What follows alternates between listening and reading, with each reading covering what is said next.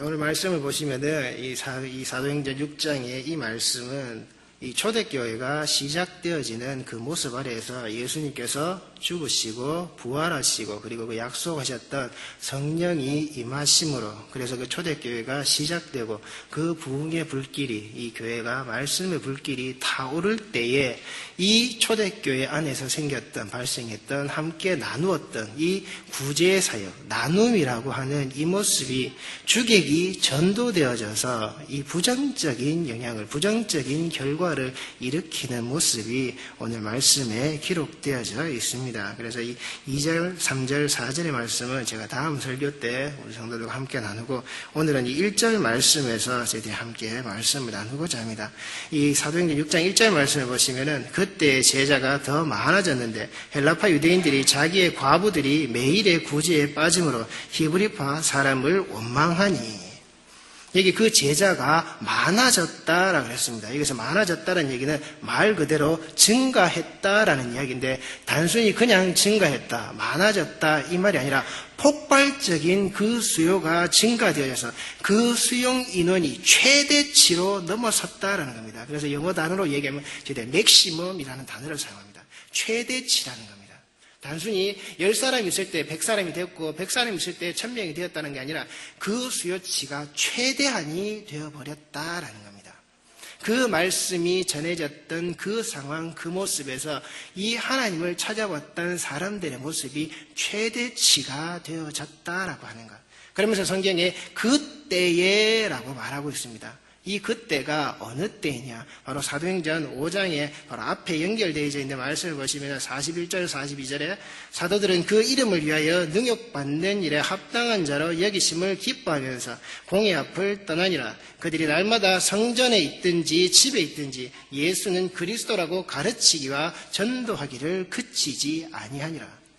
여기서 말하는 그때라는 게 바로 이때라는 겁니다. 사도들이 자신의 생명을 위협하는 지금 이 사도들이 나왔기 그 전에 기록되어져 있던 말씀이 뭐였습니까? 니들은 예수 전하지 마라. 예수 전하면 가만히 두지 않는다. 그랬더니 그들이 뭐라고 했습니까? 니들이 하나님보다 우선이야?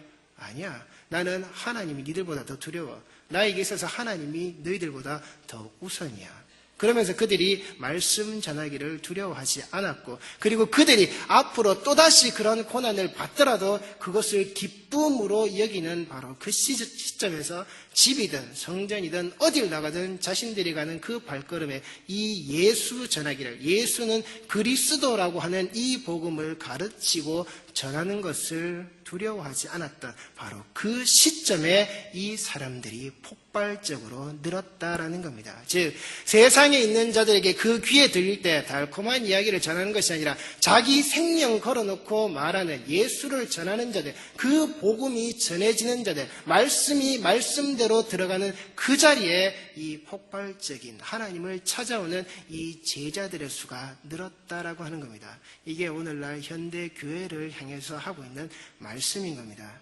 너희들이 프로그램으로 사람을 살 것이냐? 너희들이 어떤 무언가의 행사로서 사람을 살 것이냐? 아니요. 초대교회의 시작, 이 교회의 시작이 말씀과 함께 시작되었고 말씀의 자리가 말씀대로 전해졌을 때 말씀을 전하는 자들이 예수는 그리스도다라고 하는 이 하나의 대전제만을 가지고서 말씀을 전했을 때 그들은 하나님을 찾아왔다라는 겁니다. 하나님의 말씀이 있는 곳으로 그들은 왔다라는 겁니다. 지금 우리의 현실들은 프로그램이 없어서 그런 게 아닙니다. 어떤 좋은 행사나 어떤 말 잘하는 어떤 좋은 어떤 그런 것들이 많이 없어서 그런 게 아니라는 겁니다. 정말 그 속에 들어있어야 될 말씀의 부재가 지금 우리의 상황을 낳았고 그리고 또한 오늘 읽었던 이 말씀들이 무엇이었습니까? 이 사도들이 말씀의 자리와 구제의 자리를 바꾸어 놓았을 때 이 문제가 발생했고 사도들은 그 모습을 정확하게 보았고 우리가 돌아가야 할 곳이 말씀의 자리구나. 그들은 말씀의 자리로 다시금 돌아갔다라는 겁니다. 그래서 오늘 이 말씀에 보시면은 이 빠짐으로라는 이 6장 1절에 빠짐으로라는 단어가 있는데 이 단어가 그 차별에 대하여서 정확하게 응시했다라는 겁니다. 누가? 헬라파 유대인들이. 이 헬라파 유대인이라는 것은 또 같은 유대인이지만은 헬라어를 모국어로 사용하고 있는, 즉 이스라엘이 아닌 다른 나라, 다른 땅에서 이 헬라 지역에서 살고 있었던 유대인을 뜻하고, 여기 히브리파 사람이라고 하는 것은 히브리어, 이 아람어가 모국어가 되어 있는 본토에 살고 있는 그 유대인들을 말하는 겁니다. 이 둘 사이에서 발생한 문제가 있었는데 이들의 문제가 차별의 문제였다는 겁니다. 그런데 이 헬라파 유대인들이 그 차별의 문제에 대해서 그냥 뭐 그럴 수도 있지, 그냥 그런 부분에서 생각한 게 아니라 하루가 지나고 이틀이 지나고 사흘이 지나고 자기들의 모습을 이렇게 지켜봤을 때 그냥 봤다는 게 아닙니다. 이 문제가 생기고 있는데 이것 봐라. 그리고서는 팔짱을 끼고서는 이 문제가 생길 때마다 예의주시하게 바라보았다는 겁니다. 즉 이들 속에 분열이 생겼다는 것이고 이들 사이에 문제가 생겼다고 하는 것, 즉 교회 안에 분란이 생겼다는 겁니다. 그래서 이들의 입에서 원망의 소리가 나왔다라고 하는 것. 단순히 그들이 보는 것이 아니라 이 정확하게 이 둘의 본리를, 이 헬라파 유대인이라고 하는 한 부류와 히브리파 유대인이라고 하는 이 부류 속에 들어져 있는 이 과부들의 모습을 정확하게 놓고 비교했을 때 우리가 차별받고 있구나, 우리가 저들보다 못한 대접을 받고 있구나, 이들이 계속해서 그 모습을 응시하면서 지켜보고 있다가 그들 입에서 터져나왔다는 겁니다. 처음에 이들에게서는 이런 문제가 생길 게 없었습니다. 왜? 복음을 따라왔으니까, 말씀을 쫓아왔으니까. 그런데 말씀을 쫓아온 자리에서 말씀이 사라지기 시작하고 이 사람들을 어떻게 하면 즐거워하고 사람들을 위한 일이 무엇일까라고 한 이 구제의 자리에서 말씀은 뒤로 가고 구제가 앞을 나섰을 때, 사람을 돕는 일이 앞을 나섰을 때 이 문제가, 이 원망이 교회 안에서 드러났다라고 하는 겁니다. 자, 구제가 나쁜 걸까요? 좋고 나쁜 문제가 아니죠. 분명히 과부와 고아는 도와야 되는 겁니다. 그런데 말씀의 자리와 구제의 자리가 같이 섰을 때 그 어떤 것도 말씀의 자리와 바꿀 수가 없다라는 겁니다. 교회는 말씀의 자리이지 구제의 자리가 아니라는 겁니다. 그 본분을 망각했을 때 이 문제가 드러났다고 하는 것. 교회가 앞으로의 어떤 형식과 어떤 모습이든 말씀의 자리와 그 어떤 좋은 프로그램이든 어떤 좋은 행사든 이것을 맞바꾸게 되면 교회는 허물어질 수밖에 없다라는 게 초대교회의 첫 발자국에서 우리에게 보여주는 겁니다. 구제는 분명히 하나님이 명령하신 겁니다. 그들을 도우라고. 예수도 도우셨고 이 성경에서 도우라고 말하는 그 일을 하는데 왜 이런 문제가 생기느냐? 말씀과 바꾸었기 때문에. 말씀에 앞서는 일은 없다는 겁니다. 그런데 이 빠짐으로라는 단어가 미완료형으로 기록되어져 있습니다. 그 말은 앞으로도 이런 일은 계속된다는 겁니다. 이때만의 문제가 아니라 앞으로 이 일은 계속된다는 겁니다. 그런데 성경에서 이 단어가 기록되어질 때 미완료형으로 기록되어지면서 성경 본문에 딱 여기에 한 번만 등장합니다. 성경에서 이런 단어를 하팍스 레고메나라고 하는데 성경에 딱 한 번 쓰여져 있는 단어입니다. 성경에서 딱 한 번 쓰여져 있는 단어들은 그 단어의 용례에 따라서 살펴봐야 될 부분이 여러 가지가 있습니다. 그리고 이 빠짐으로라는 단어는 제가 다음 설교할 때 한 번 더 연결해서 말씀을 드리겠지만은 이 성경에서 한 번밖에 쓰이지 않았다라고 하는 것은 두 번 다시 이런 문제가 또한 생기지 않았다는 겁니다. 이들의 차별에 대해서 말하는 이런 일이 생기지 않았다는 겁니다. 오늘 6장 2절에서 4절까지 말씀을 보시면 사도들이 어떻게 했죠? 이 구제의 모습에서 원망이 발생하는 것을 보고서는 우리가 이 접대의 일을 일삼는 것, 무엇을 제쳐놓고요? 말씀을 제쳐놓고 이 접대를 일삼는 일이 옳지 않다, 바르지 않다. 우리는 어디로 돌아가야 된다? 내가 처음에 왔고 내가 처음부터 행했던 하나님의 말씀의 자리로 우리는 돌아가야 되겠다. 그러니 이 일을 감당할 수 있는 자들을 내버려두고 우리는 말씀 전하는 일로 돌아간다. 말씀 전하는 일로 돌아갔기 때문에 성경에 두 번 다시 이 신약이 기록되어지는 역사 안에 이 단어는 단 한 번도 나오지가 않습니다. 그런데 이 단어는 미완료형으로 기록되어졌다는 것, 이건 지금 우리에게 하고 있는 말입니다. 현대의 교회를 향해서 하고 있는 말입니다. 너희 교회들아, 이 모습을 똑바로 봐라. 니들이 지금 뭘 쫓아가고 있지? 너희들이 말씀을 쫓아가고 있는 자냐? 주는 그리스도라고 하는, 예수는 그리스도라고 하는 그 목숨 걸고 전하는 그 한마디를 니들이 전하고 있냐? 아니지. 니들은 부와 명예를 쫓고 그 번영과 번성을 쫓아가는 자리를 위해서 니들은 달리고 모이고 있지. 니들은 너희들 스스로를 위해서 가는 이 모양새밖에는, 이 차별의 자리를 너희들은 가지고 있지 않아. 그럴 수밖에 없는 자들이야. 그걸 우리에게 지금도 똑같이 하고 있는 말씀이라는 겁니다. 말씀을 제쳐놓고 말씀과 맞바꾸어 놓고 있는 자리를 가지고 있는 자, 그게 지금 우리의 모습이다라는 겁니다.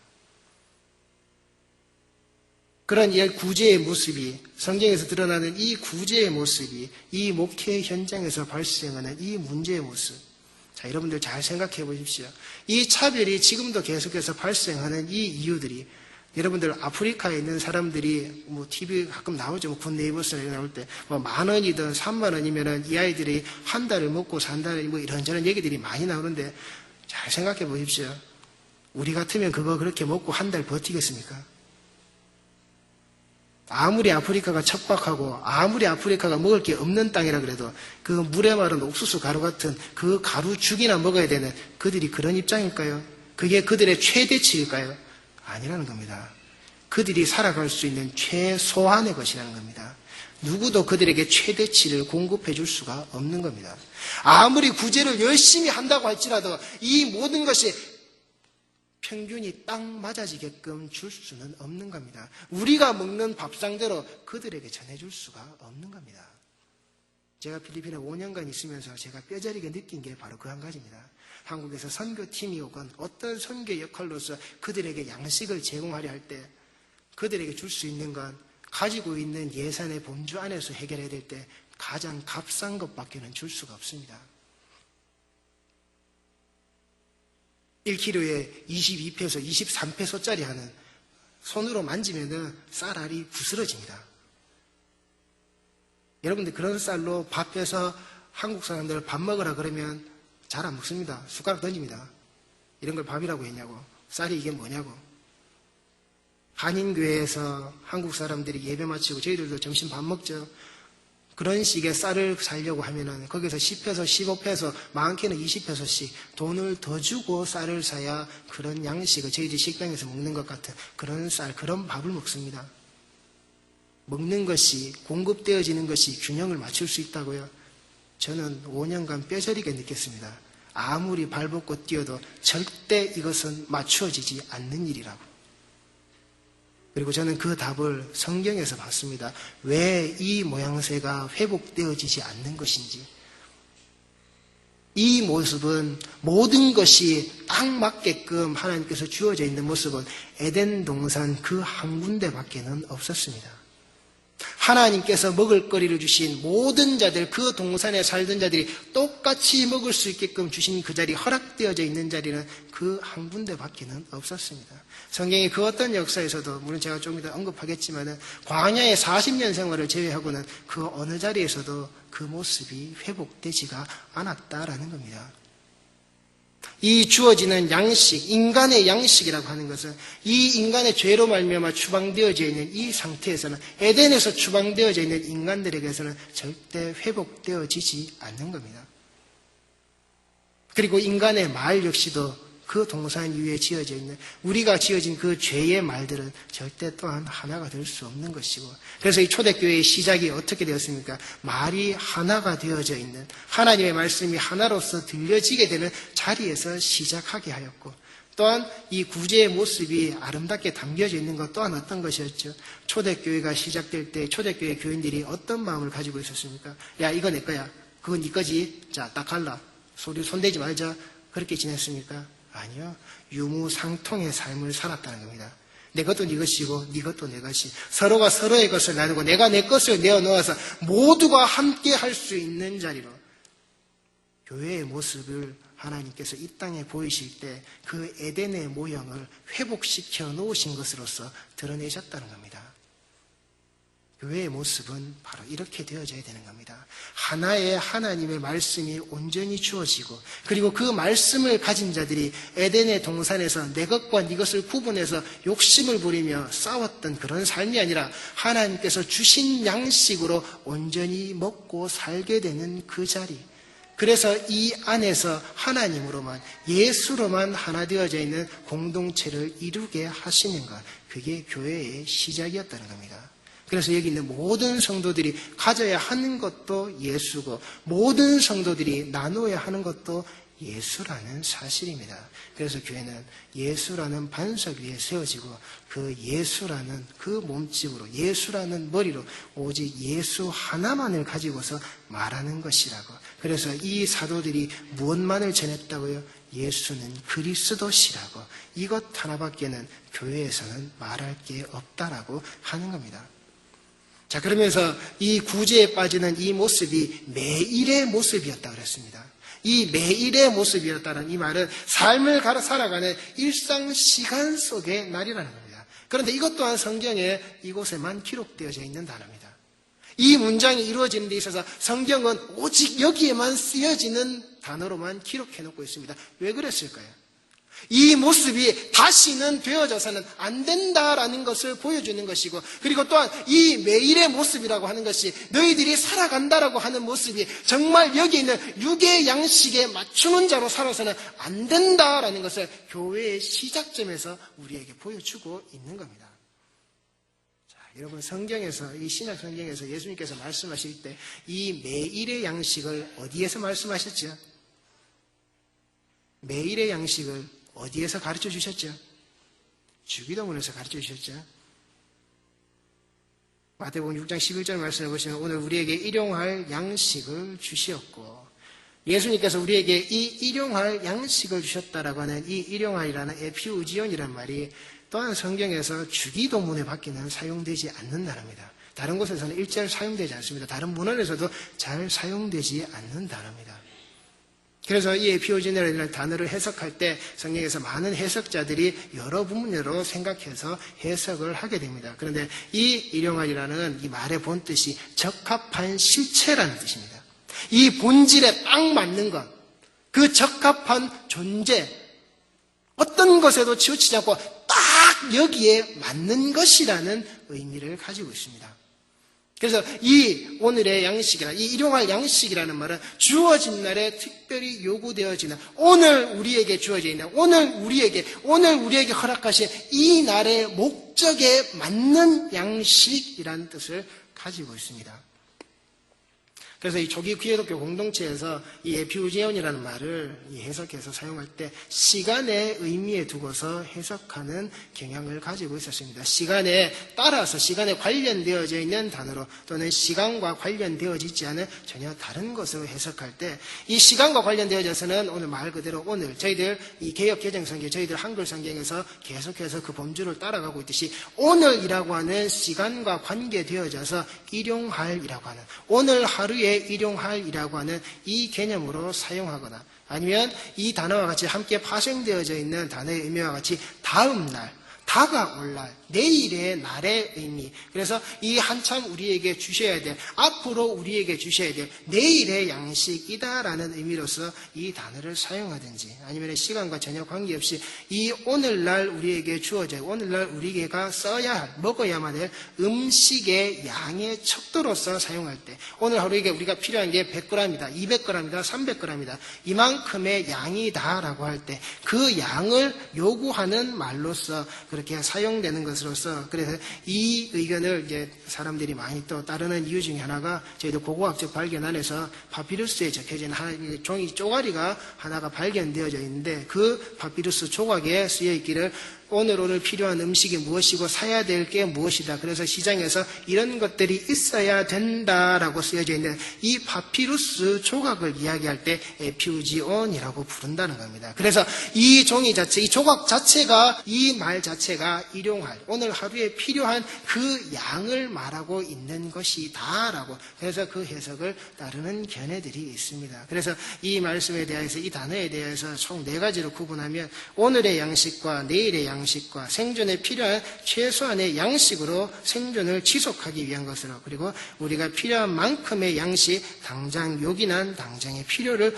충족시키는 것으로서 이 초대교회에서는 사용을 하고 있었다라는 겁니다. 자, 그런데 이 초대교회에서 사용되어져 있는 이 모습 이전에 이 성경의 말씀을, 이 예수님께서 가르치신 이 기도의 말씀을 번역해 놓아져 있는 이 시리아 이 성경 번역과 저희들 아람어 성경 번역에서 이것을 어떻게 말했느냐 하면은 시리아 번역에서는 오늘 우리에게 끊이지 않는 빵을 주십시오 라고 번역을 했고, 아람어 번역에서는 오늘 우리에게 내일에 다가올 날에 양식을 주옵시고 라고 번역을 해두었습니다. 즉, 이 예수께서 가르치신 이 기도에 대해서 이 일용할이라고 하는 이 양식의 모습에 대해서 어떤 양식에 먹어야 될 우리의 그람수를 따진 하루의 필요의 부분으로 말한 것이 아니라 앞으로 장차 다가와야 될 우리에게 영속적으로 있어야 될 양식의 모습으로 이 일용할이라고 하는 범주를 보았다라는 겁니다. 자, 그럼 성경에서 왜 이 견해를 지지하고 있느냐? 왜 성경을 번역할 때 이 사람들이 이렇게 번역을 했었느냐? 자, 저희들 성경에서 이 내일에 주어질 양식에 대해서 언급해져 있는 게 어디죠? 어디에서 내일의 양식이 언급되어져 있죠? 오늘뿐만 아니라 반드시 내일도 그 양식이 있다. 어디에서 언급되어져 있죠? 출애굽기에 이 말씀이 언급되어져 있죠. 출애굽기 16장 4절 5절 말씀입니다. 그때 여호와께서 모세에게 이르시되 보라 내가 너희를 위하여 하늘에서 양식을 비같이 내리리니 백성이 나가서 일용할 것을 날마다 거둘 것이라. 이같이 하여 그들이 내 율법을 준행하나 아니하나 내가 시험하리라. 여섯째 날에는 그들이 그 거둔 것을 준비할지니 날마다 거두던 것에 갑절이 되리라. 하나님께서 약속하신 겁니다. 너희들이 첫째 날, 다섯째 날까지는 당일치기만 있지만 여섯째 날에는 갑절이 있을 것이라고, 2배를 가지라고, 이틀치를 가지라고, 그리고 그것이 너희들에게 주어지는 것으로서 반드시 가져야 한다라고. 자, 그런데 이 16장 4절에 쓰여져 있는 백성이 나가서 일용할 것을 날마다라고 할 때 이 일용할이라는 말이 히브리어로 다바르라는 말입니다. 이 다바르라는 말은 하루의 의무이자 권리를 뜻하는 것으로서 그 하루 안에 주어진 일입니다. 그런데 그 하루 안에 주어진 일로서 이들의 권리와 의무라는 것을 일용할이라는 이 단어로 사용한 이 다바르, 우리가 번역할 때는 일용할이지만 이 다바르라는 말의 본뜻이 말씀이라는 뜻입니다. 즉, 백성이 나가서 말씀을 날마다 거둘 것이라고. 백성들이 반드시 하루에 해야 될 일, 백성들이 반드시 하루에 그 살아가는 그 일에 시작되는 일과 마치는 그 삶의 그 일들 속에서 반드시 해야 되는 의무이자 그들의 권리가 말씀을 거두는 일이라는 겁니다. 그들이 다른 것을 거두라고 말씀하신 게 아니라는 겁니다. 육의 양식으로 너희들을 만나를 거두는 게 아니라고 하나님께서는 처음부터 말씀하고 계신 겁니다. 너희들이 배고파서 먹고 사는 것으로서 이 만나가 너희들에게 주어지는 게 아니라는 겁니다. 너희들의 육의 허기를 때우기 위해서 내가 지금 하늘로부터 이 양식을 내리는 게 아니라는 겁니다. 너희들이 갖추는 바로 이것은 너희들이 갖춰야 돼, 너희들이 가지고 있어야 될 의무고, 그리고 너희들이 누려야 될 권리인 너희들 하루의 삶 속에 반드시 있어야 될 말씀이다라고 하나님께서 우리에게 주셨다라는 겁니다. 예수께서 가르치신 이 주기도문 안에 그 일용할 양식이 어떤 것이라고요? 그 하루를 살아가는 우리에게 주어지는 바로 본질, 이 본질, 그 적합한 실체, 그 존재의 목적에 딱 맞는 것, 예수께서는 그걸 말씀하셨고, 하나님께서 이 출애굽하는 백성들에게 너희들에게 주는 이 존재의 목적, 이 적합한 실제가, 이 본질이 바로 말씀이다라고, 그게 너희들에게 만나라고 말하는 이거다라고 하나님은 주셨다라는 겁니다. 자, 그런데 하나님께서 이 만나를 주실 때 율법을 먼저 주셨습니까? 만나를 먼저 주셨습니까? 만나를 먼저 주셨죠. 이 이스라엘 백성들이 출애굽을 해서 홍해를 건넌 바로 그 이유가 출애굽기 16장입니다. 이 출애굽기 16장에서 하나님께서 만나를 주심을 허락하고 이때부터 너희들은 이걸 먹고 사는 거야 라고. 그리고 그 이후에 시내산에 도착했을 때 하나님은 율법을 백성들에게 주셨다는 겁니다. 율법보다 선제되어져 있는 만나, 율법보다 먼저 주어져 있는 하나님의 말씀이라는 겁니다. 하나님의 말씀 안에 들어져 있는 그 율법의 모양새라는 겁니다. 그래서 하나님은 육의 양식으로 공급되어져 있는 바로 이 만나라는 것을 통해서 분명히 너희들이 먹고 배 부른 것이 맞지만 그러나 이것을 영의 양식으로 온전히 취하는 자의 모습이 되는 것이냐 아닌 것이냐를 나는 너희들에게서 확인하겠다. 앞으로 주어질 율법이라는 것을 통해서 너희들이 이 만나를 가진 이 말씀을 가진 자로서 너희들이 이 하루의 양식을 온전히 가진 자로서 그것을 살아낼 수 있는 자인지 없는 자인지 내가 분명히 구분하겠다라고 하시는 겁니다. 그래서 율법이 말씀을 앞서는 삶이 되었을 때 무엇이 이 땅에 세워졌던가요? 예수를 매단 십자가가 세워지는 겁니다. 이 율법을 앞서는 말씀이 아니라 율법이 말씀을 앞서버리게 될 때 이 땅에는 십자가가 세워졌다는 겁니다. 그 말씀이 그들 눈앞에 우리 눈앞에 드러났음에도 불구하고 율법이 그 말씀을 십자가에 못 박아 죽여버렸다는 겁니다. 하나님께서는 그 모습을 이것을 살아내는지 살아내지 못하는지 우리에게 보시겠다라고 말씀하시는 겁니다. 그러면서 하나님께서 여섯째 날에는 그 거둔 것을 준비하라고 하십니다. 여기서 준비하다는 말은 그 말 그대로 준비하다는 뜻으로서 그냥 준비하는 게 아니라 하나님 앞에 곧게 세워서 준비하는 겁니다. 그래서 저희들이 성막을 세울 때 무언가를 세운다라고 할 때 이 단어를 사용합니다. 그냥 세우는 게 아니라 하나님께 똑바로 세우는 겁니다. 하나님께 곧바로 세우는 겁니다. 내 마음대로 세우는 게 아니라 이 준비되어지는 것이 그냥 준비되어지는 것이 아니라 하나님과 맺어진 이 언약의 상태를 완전히 지키는 상태로서 하나님께 준비되어지는 것, 그게 언제라고요? 여섯째 날이라고요. 너희들이 살아가는 이 모든 시간에서 그 다음날 주어질, 앞으로 주어질 그 다음날의 양식을 취한 너희들이 이 하나님의 언약을 가진 자로서, 이 말씀을 가진 자로서 똑바로 하나님께 계속해서 지켜지고 있는지 아닌지 하나님은 보시겠다는 겁니다. 그게 우리들의 삶 속에서 주어져 있는 하나님의 말씀의 역할입니다. 그 말씀을 가진 자로 네가 똑바로 사는지 살지 않는지 내가 너를 보겠다. 그 잣대가 율법이다. 그런데 율법은 613가지 중에서 저희들이 612가지만 지켜도 된다고 하던가요? 아니요. 율법은 단 한 개만 어겨도 그 모두를 어긴 것이 된다라고. 그래서 인간은 그 율법을 지킬 수가 없는 겁니다. 지켜낼 수가 없는 겁니다. 그래서 그 말씀의 테두리가 그 율법을 감싸고 있는 겁니다. 그런데 우리는 말씀은 제껴놓고 율법을 따라갔기에 예수를 보고도 죽이는 자가 되었다라고 하는 것. 구제라고 하는 율법이 드러났을 때 말씀은 제껴놓고 그 속에 교회 안에 다툼을 만들어내었다고.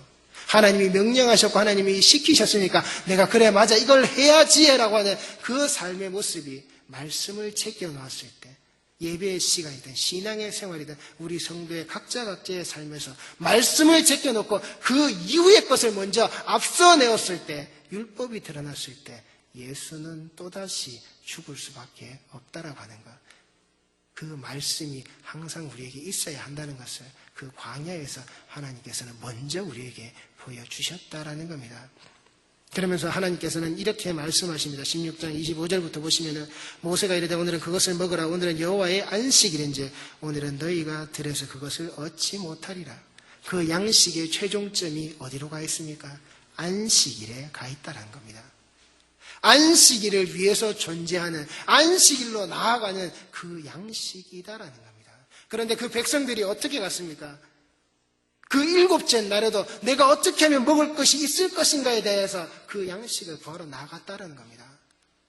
혹시 우리 성도들 중에 하나님께 찾으러 나왔다라고 하는 우리의 모습이 정말 하나님의 말씀을 쫓고 주는 그리스도와 예수는 그리스도시다. 나를 살리시는 그 메시아시다. 나의 구원자시다가 아니라 어떻게 하면 내가 하나님 팔아서 예수 팔아서 예수하고 동업해서 내가 이날 나와서 하나님한테 좀 건져갈까? 혹여라도 그런 신앙을 가지시고 계신다면 그건 하나님 앞에 온전치 못한 겁니다. 내가 하나님 팔아서 예수 팔아서 내가 무언가를 가지려고 하는 그러한 신앙을 가진 자로 하나님의 예배의 자리에 하나님의 말씀의 자리에 나온다라고 하면 그것은 7째 날에 양식을 구하러 나간 이 이스라엘 백성들과 똑같다라는 겁니다. 육의 양식밖에는 하나님께 구하는 것이 없는 그런 싸구려 신앙을 가지셔서는 안 되는 겁니다. 그래서 하나님은 말씀하시는 겁니다. 어느 때까지 너희가 내 계명과 내 율법을 지키지 아니하려고 하는 것이냐. 내가 분명히 얘기했지. 내가 이거 가지고 너희들이 하나 안 하나 나는 지켜볼 거야. 너희들에게서 나는 이거 살펴볼 거야. 그리고 내가 너희들에게 주는 이것은 안식일을 줌으로써 여섯째 날에는 이들 양식을 너희에게 주는 거야. 안식일을 위해서 안식일이 목적이 되어서 이 양식이 있는 것이지 이 양식이 목적이 되어서 안식일이 존재하는 게 아니야. 내 백성들아, 너희들이 그거 잘 알아야 돼.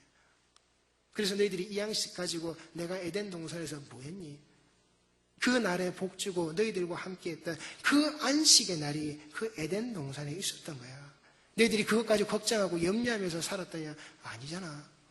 그런데 왜 너희들이 그 육을 위해서 살아가는 방식을 아직까지도 고수하고 있는 것이냐? 하나님은 그 말씀을 통해서 이 양식을 통해서 우리에게 주고 계신단 말입니다. 그러면서 하나님께서 16장 16절 말씀 보시면은 여호와께서 이같이 명령하시기를 너희 각 사람은 먹을 만큼만 이것을 거둘지니 곧 너희 사람 수요대로 한 사람에 한 오멜씩 거두되 각 사람이 그 장막에 있는 자들을 위하여 거둘지니라 하셨느니라. 자, 여러분들 주기도문에 뭐라고요? 오늘 우리에게, 오늘 나에게 그랬습니까? 아니요. 오늘 우리에게. 자, 하나님께서 그 양식을 거둘 때 무엇하러 거두라고요? 너만 위해서 네 것만 가져가서 네 것 딱 계산해가지고 자 네가 10개 필요해 그럼 네 거 10개만 가져가. 하나님 그러셨습니까? 아니요. 네가 있는 그 각 사람이 그의 장막에 있는 자들을 위하여 거두어라. 너만을 위한 것이 아니라 우리의 것을 너희는 가서 거두어라. 양식은 나만을 위해서 존재하는 게 아닙니다. 우리를 위해서 존재하는 겁니다. 하나님의 말씀은 나를 위해서 존재하는, 물론 그 테두리 내가 먹고 마셔야 하는 건 맞습니다. 그런데 이 공동체, 이 교회라는 공동체가 하나님 앞에 온전히 서 있기 위해서 이것이 유지되어지는 가장 큰 방편으로서 우리에게 주어져 있는 겁니다. 나만에게 주어져 있는 게 아니라는 겁니다. 모두에게 주어져 있는 겁니다. 모두가 이것을 가져야 하는 겁니다. 모두가 하나님의 말씀대로 살아가야 하는 거란 말입니다. 나만 살아가는 게 아니라 나만 그렇게 살아가고 나만 그렇게 바라보기 때문에 내게 왜 이게 없지? 내게 왜 이게 똑같이 오지 않지? 불만과 불평과 원망이 거기에 싹 튀게 되는 겁니다. 우리라는 공동체 개념이 사라지고 나라는 시점으로 그 모습을 보기 때문에 우리 성도들은 나의 시점으로 내 교회를 보지 마시고 우리의 시점으로 우리의 교회가 하나님께 무엇으로 가야 할지를 반드시 분별하십시오. 내가 나의 모습을 보기 때문에 나를 세워서 나한테 안 맞아. 나한테 왜 이래? 나한테 왜 이것밖에 안 해줘? 나는 아닌 겁니다. 우리가 가는 곳에 있어서 나는 누구를요? 내 장막을 위하여 있는 자들을 위해서 거두러 나가는 자이지 나를 위해서 우리 장막에 있는 자들을 이용해 먹는 자가 아니라고 하는 것 분명히 기억해 두시기를 바랍니다. 그래서 이 양식이라는 것이 에덴의 동산에서 하나님께서 노동의 대가로 아담에게 주셨습니까? 아니죠. 아담이 만들어지기 이전에 에덴의 동산에는 먹을거리가 존재했다는 겁니다. 먼저 만들어 두셨다는 겁니다. 인간의 노동의 대가로 하나님은 그 양식을 주신 게 아니라는 겁니다.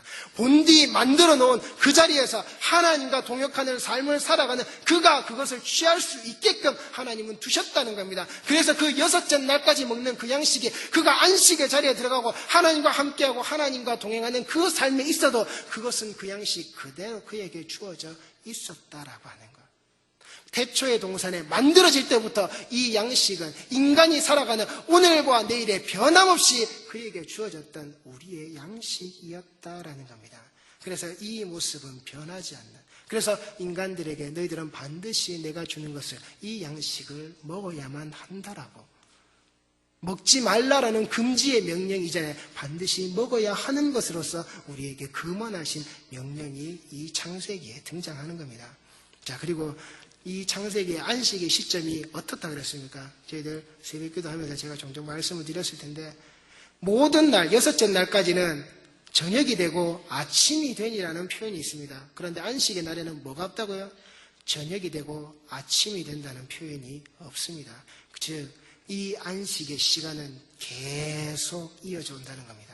6째 날이 지나 7째 날의 이 안식은 바로 오늘 이 시간까지 그리고 앞으로도 계속되어진다는 겁니다. 거기에 주어져 있는, 그 자리에 주어져 있는 그 양식은 어제로 끝난 게 아니라 오늘도 내일도 변함없이 이 안식의 때가 하나님께서 이어져 나가듯이 계속해서 우리에게 주어지는 양식이고 주어지는 안식이라는 겁니다. 그래서 하나님께서 이 출애굽의 그 자리에 이스라엘 백성들을 이 양식의 문제를 얘기하실 때 안식의 자리로 마치신다는 겁니다. 너희들은 이 안식을 위하여서 안식일을 줌으로써 이 양식을 너희들에게 다가올 내일의 양식을 나는 너희들에게 주는 거야. 그리고 그 안식의 자리를 우리에게 회복하신 분이 누구셨습니까? 예수시라는 겁니다.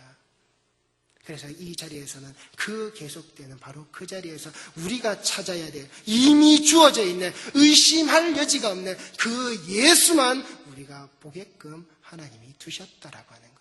그래서 우리의 이 목회의 자리에서 이 교회의 자리에서는 이 예수가 드러나야 되는 겁니다. 하나님께서 이것만 주셨다라고 하는 것, 이것만 먹게 하셨다라고 하는 것, 이것을 우리를 통해서 드러나는 그 예수가 있어야 한다라고 하는 것. 그런데 에덴의 동산에서 인간들이 하나님이 주시는 것만 먹었습니까? 아니죠. 하나님이 먹지 말라고 하는 것을 그들이 먹었다라는 겁니다. 그렇게 먹었을 때 그들의 이 양식의 자리도 파괴가 되었지만 무엇조차 파괴가 됐습니까? 안식의 자리조차 파괴되었다는 겁니다. 양식의 문제가 하나님과 얼그러졌을 때, 하나님이 먹지 말라라고 한 것을 먹게 되었을 때 하나님의 안식의 자리와 멀어졌다는 겁니다. 그 자리가 파괴되어졌다는 겁니다. 무엇을? 하나님의 말씀을 어김으로.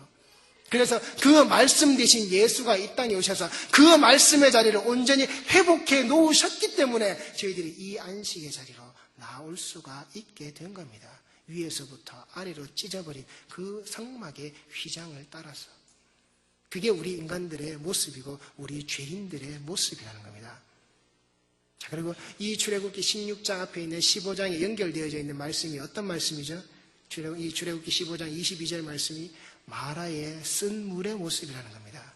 즉 15장, 16장 이 두 장의 말씀이 인간들에게 말씀하시죠. 너희들이 무엇을 마실까? 무엇을 먹을까? 거기에 대한 답변을 명확하게 제시하시고 우리를 안식일로 하나님이 넘기신다라는 겁니다.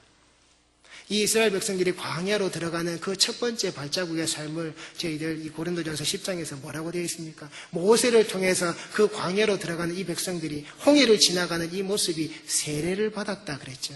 홍해를 건너가는 이 모습이 세례받은 자라 그랬습니다. 이 세례받은 자들이 들어가는 자리가 광야라 그랬습니다. 이 광야가 히브리어로 미드바르라는 말인데 이 말의 어원이 다바르라는 말입니다. 다바르가 뭐라고요? 하나님의 말씀이라고. 그들이 세례를 받고 그들이 들어간 자리는 허허벌판에 땡볕이 있는 광야의 자리가 아니라 하나님의 말씀으로 양육받아야 될 자리로 그들은 들어갔다라는 겁니다. 그들이 말씀이 듣고 말씀이 이루어지고 그 말씀을 완성시키는 장소로 그들은 들어가서 40년의 교육을 받았다라는 겁니다. 그런데 이 말씀이라는 게 제가 뭐라고 말씀드렸죠? 그냥 단순히 우리가 듣기만 하면 되는 것으로 아니요. 우리가 가지는 권리라고 말씀드렸습니다.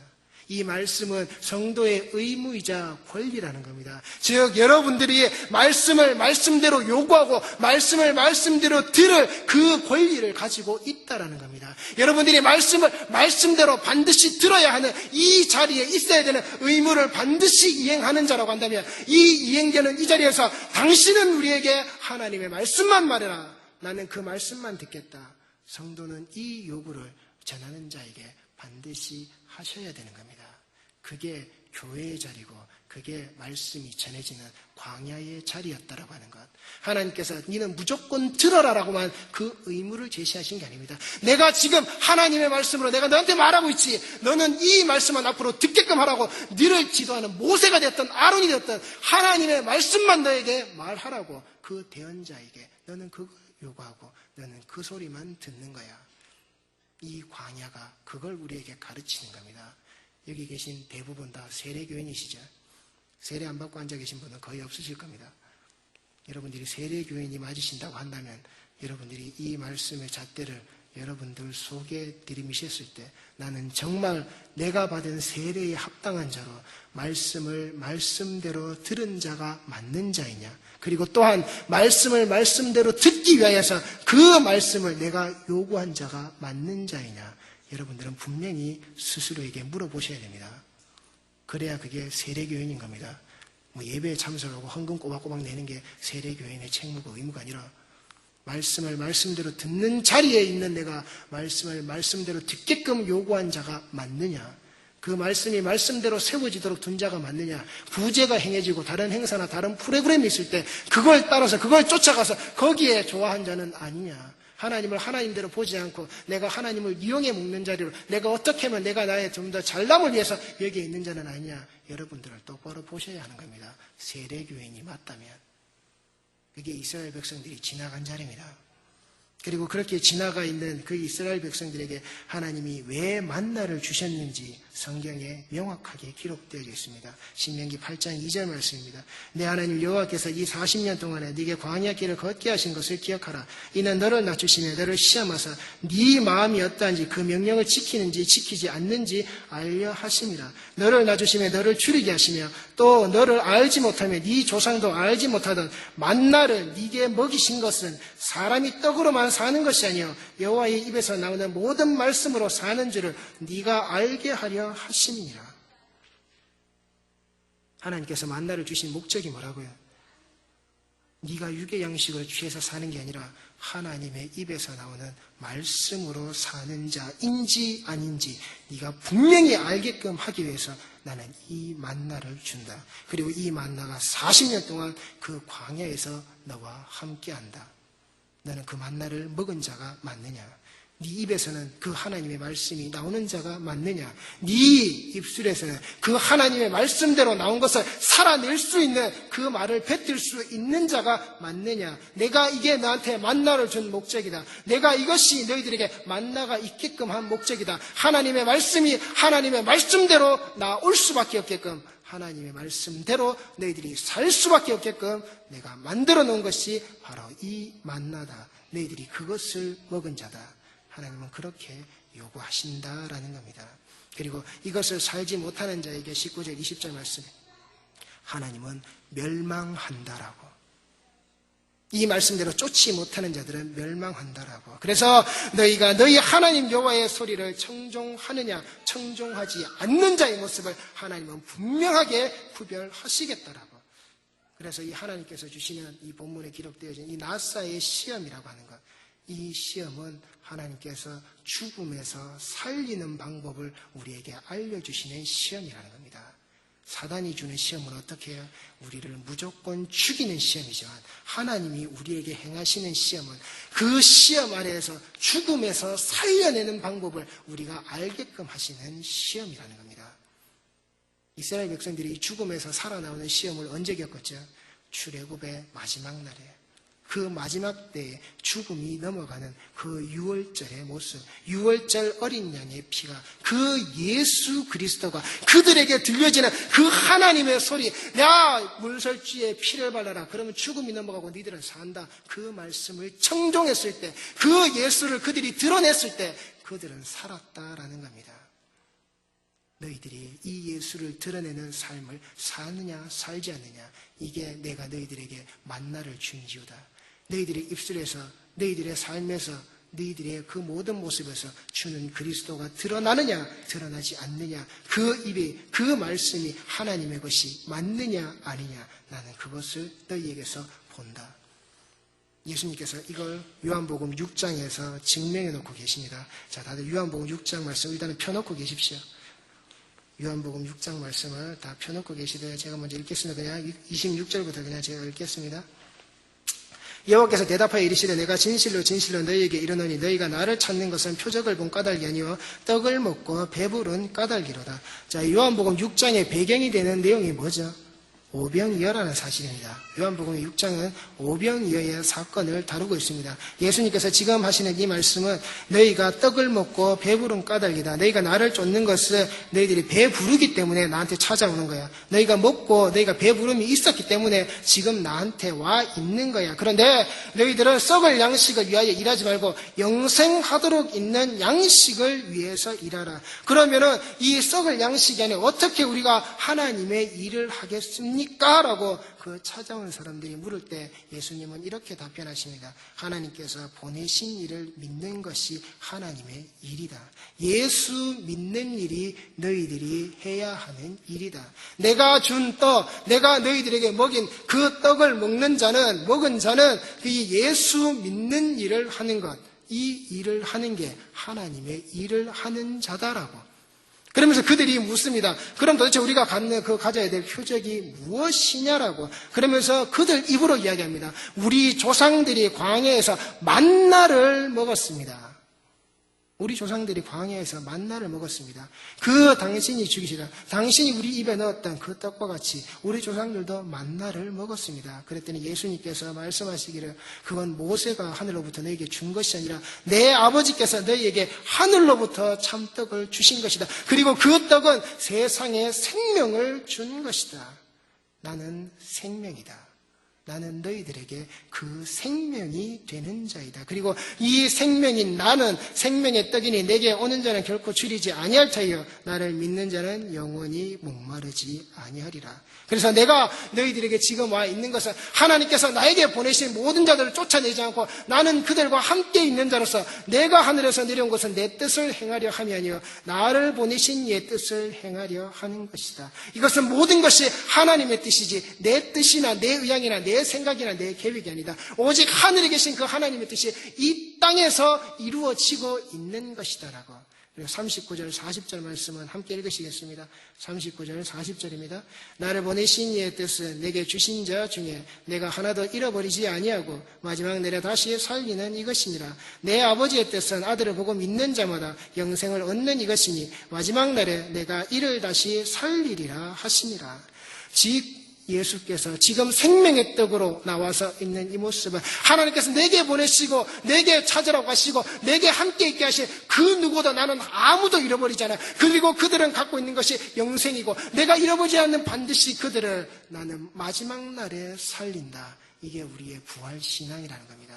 마지막 날에 하나님께서 반드시 살리시는, 예수께서 반드시 살리시는 이 영생의 그 생명의 떡을 취한 하나님께서 내게 보내시는 자는 내가 반드시 지키고 내가 잃어버리지 않고 그와 함께 한다. 그것을 가지고 있는 그 예수 믿는 일을 하는 바로 네가 이 만나를 올바로 먹은 자라고.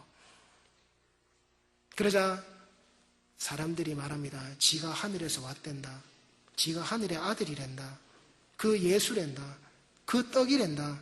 저자가 뭐지? 우리가 저자의 족보를 다 아는데, 네가 누구인지 다 아는데.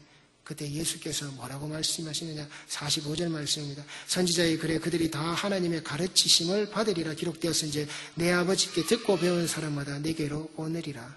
뭐라고요? 하나님이 분명히 가르치셨고 하나님의 그 가르침을 분명히 받은 자들이 예수께 나온다라고. 우리의 성도들은 예수의 이 말씀과 같이 하나님의 가르침을 분명히 받은 자들이고 그 가르침에 따라서 예수 앞으로 하나님 앞으로 반드시 나오는 그런 귀한 성도들이 꼭 되셔야 하는 겁니다. 누구의 이야기가 아니라 예수께서 누가 보내신 자? 하나님이 보내셨고 하나님이 자기에게 보내시고 자기에게 허락하신 자를 잃어버리지 않겠다는 그 부활신앙의 약속을 하시면서 이 부활신앙에 속한 자가 누구라고요? 하나님의 말씀을 듣고 보고 배운 자라고. 그들은 반드시 하나님께 나온다라고. 그리고 그들이 왔을 때 나는 그들을 내쫓지 않는다라고. 그 모든 것이 영생을 믿는 자라고. 내가 곧 생명의 떡이라고. 예수께서 이 생명의 떡을 어느 자리에서 나누어 주셨습니까? 최후의 만찬의 자리죠. 여러분, 최후의 만찬이 있었던 그때가 유대의 어떤 절기였습니까? 유월절이었습니다. 유월절 어린 양의 그 피. 이 최후의 만찬이 되는 그 유월절, 이스라엘 백성들이 그 예수의 피를 바르고 넘어왔던 그 죽음을 넘어왔던 바로 그 자리, 그 유월절에 그 양을 먹는 그 자리, 자, 그런데 유월절이 끝나면 곧바로 무슨 날이 시작되죠? 무교절이 시작되죠. 무교절에는 뭘 먹죠? 누룩을 넣지 않은 떡을 먹는다는 겁니다. 누룩이 들지 않았다는 것은 변질되지 않는 것. 즉, 그 말씀이 말씀대로 있는 혼합되지 않은 온전한 그 말씀의 상태, 그 온전한 말씀의 상태를 가진 예수께서 뭘 지셨습니까? 십자가로 올라가셨다라고 하는 것.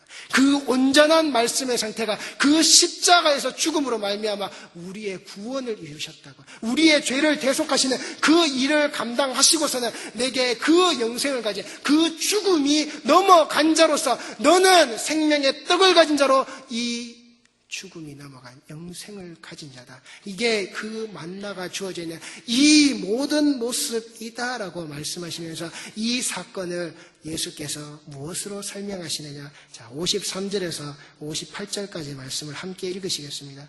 53절에서 58절까지 예수께서 이르시되 내가 진실로 진실로 너희에게 이르노니 인자의 살을 먹지 아니하고 인자의 피를 마시지 아니하며 너희 속에 생명이 없느니라.